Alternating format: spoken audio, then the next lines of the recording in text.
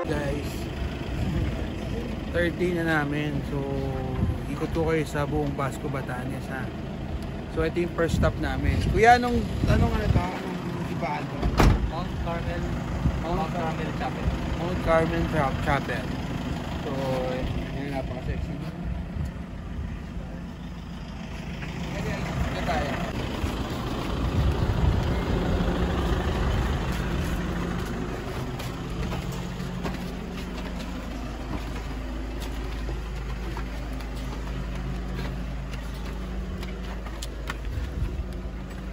Tignan mo to.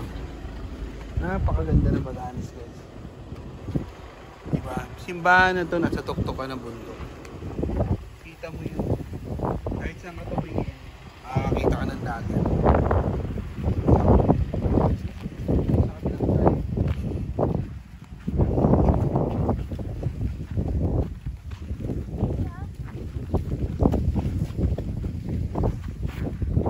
Pag gusto mo ng peace of mind, dito ka pumunta.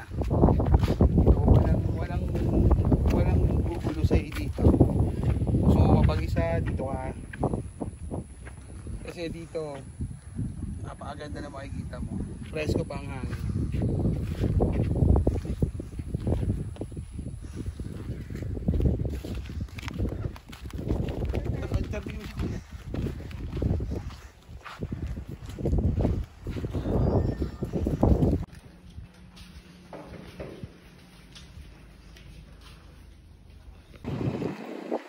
Second stop.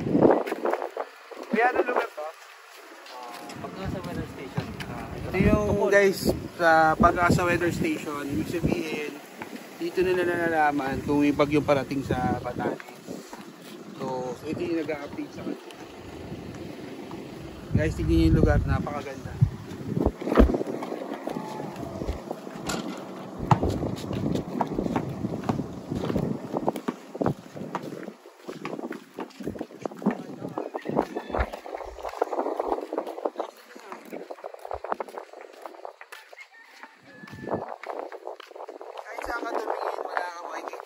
Na view sa Batanes. Kasi ito yung pinakamagandang province sa Pilipinas. Kaya kung may pagkakataon na makapunta kayo dito, puntahan nyo na. Puntahan nyo na kasi minsan lang nyo yung mapupuntahan. Yung gagastusin nyo dito napakasulit. Huwag nyo nang panginayangan kasi lahat naman ng part ng Batanes na pwede nyo, na mapupuntahan nyo ma-amaze kayo. Guys, nandun naman pa yung bandang part ng airport. Tingnan nyo siya. Guys, ito yung airport guys. Ito yung airport ng Basco.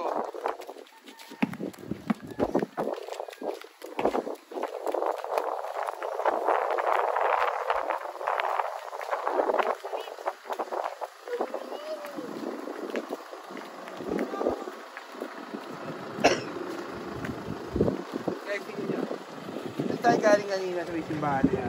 Pero pag tumingin ka sa bandang side na yun, ayun na yung Basco Airport. Ibig sabihin, ito yung entry point ng pupunta kayo ng Batanes.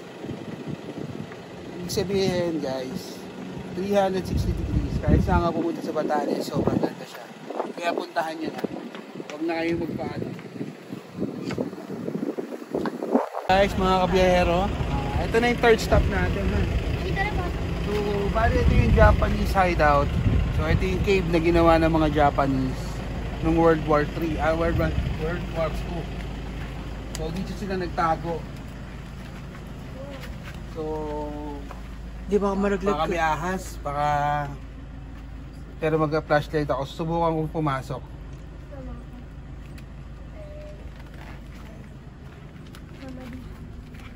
So, guys, tignan nyo naman kung gaano kakipot yung daan. So, ito yung mga pinagtaguan ng mga Hapon noong unang panahon. So, syempre, hindi na ako papasok sa pinakadulo. Gawa na nakakatakot, mamaya may ahas. Pero napakaganda. Actually, may ganito na ako na pasukan sa Makati, yung tunnel doon.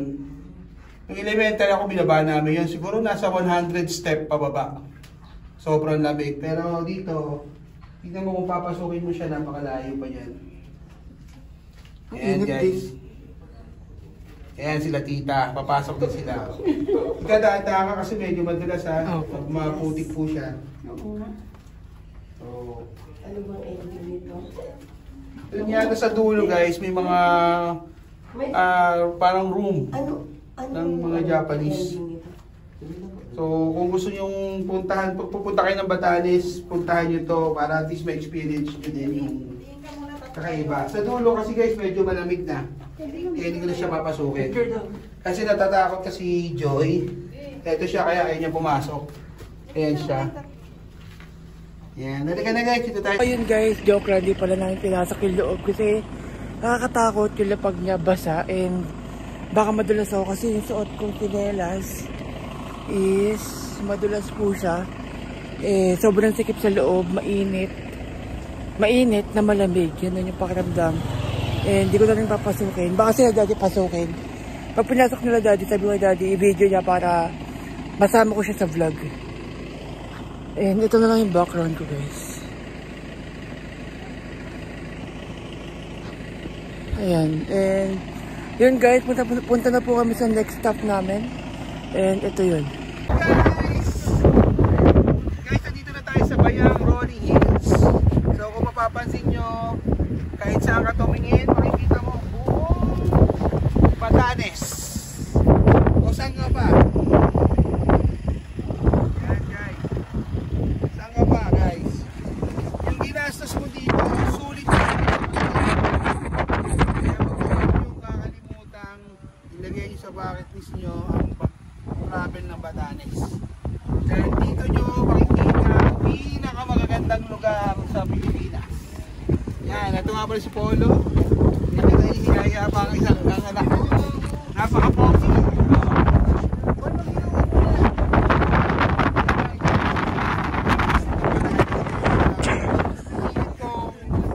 Baka punta dito kasama siya.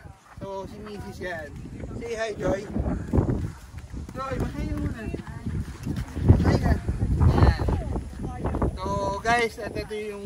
Ano ba tawag doon? Na accomplish na naman namin yung sa travel na gusto namin. So nagawa na naman namin. So guys, mamaya dun tayo. Ayun yung lighthouse ha. Dun tayo mamaya. Dito guys.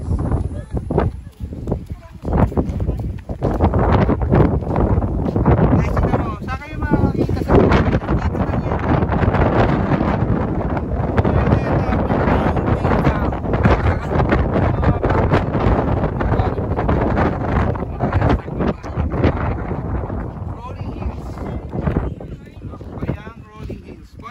Pipicture lang kita. So guys, enjoy muna kami dito ha. So balikan ko kayo mamaya pag nandun na kami sa may lighthouse. Guys, last part ng tour namin, lighthouse. So nandito na kami. So itatur ko kayo sa lighthouse dito sa Batanes. Yan. Guys, kahit sa lighthouse guys, napakaganda pa din. Halika guys, sakit tayo. Ayan, nauna na si Pauline. So gusto niya talaga umakyat.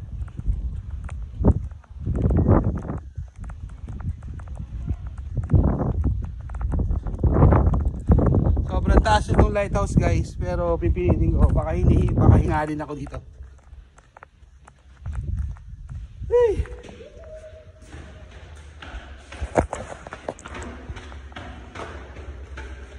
Ayan na. Aakyat na ako sa lighthouse. First floor.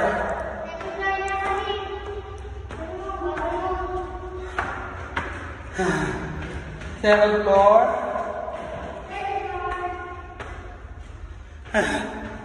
Diyos ko, ang hirap mag-vlog. Fourth floor. Fifth floor. Wait lang. Hindi nga si Daddy. Diyos ko, guys, ito na. Nandito na ako. Nakakalula.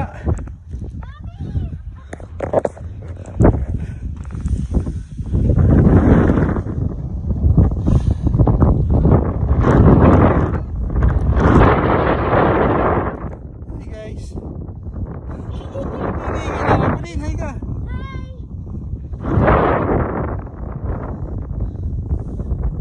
Woo! Lord. Ito nga na makikita mo.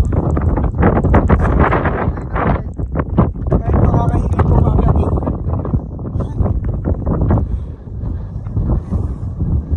Guys, ito nga pala yung windmill nila. Oh. Yan yung isang klase ng windmill. Hindi siya kagaya sa Ilocos sa malaking LC. Dito parang dalawa lang yung umiikot sa kanya. Yan.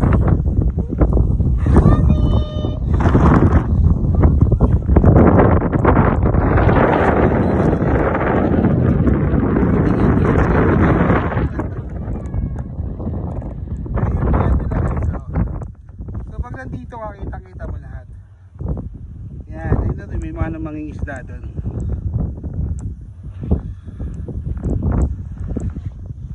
Okay guys, hanggang dito na lang muna. Papahinga muna ako, hindi nila ako. Papahinga ka muna. Pahinga na ba?